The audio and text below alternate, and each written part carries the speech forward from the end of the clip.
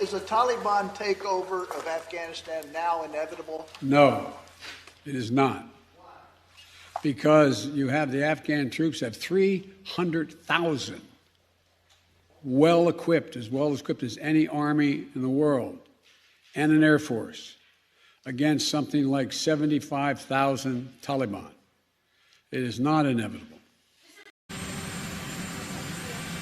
Yeah. After the vote. Yeah.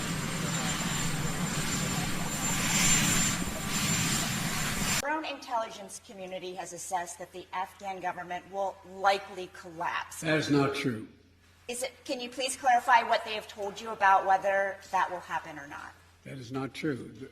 They did not reach that conclusion. So what is the level of confidence that they have that it will not collapse? The Afghan government and leadership has to come together.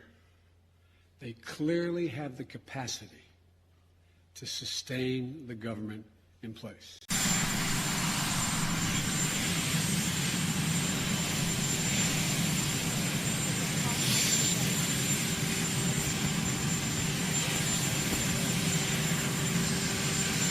And do you see any parallels between this withdrawal and what happened in Vietnam, with some people feeling... None whatsoever. Zero. What you had entire brigades breaking through the gates of our embassy. 6, if I'm not mistaken. The Taliban is not the North Vietnamese army. They're not remotely comparable in terms of capability. There's going to be no circumstance where you see people being lifted off the roof of a embassy of the United States from Afghanistan. It is not at all comparable. So this is coming in from, it's just done some loops around the territory at a higher altitude, and now it's coming into land at the US Embassy. Earlier we had and there's another one taking off to my left, if we just pan over here, Saludin, and we see...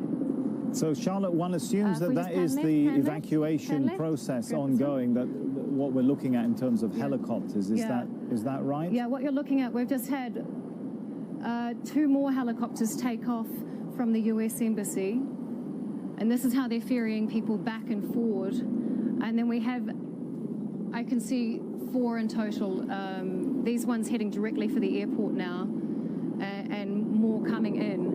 Another one's coming in now over here, Salahuddin, coming into land at the US Embassy. The question now is, where do they go from here?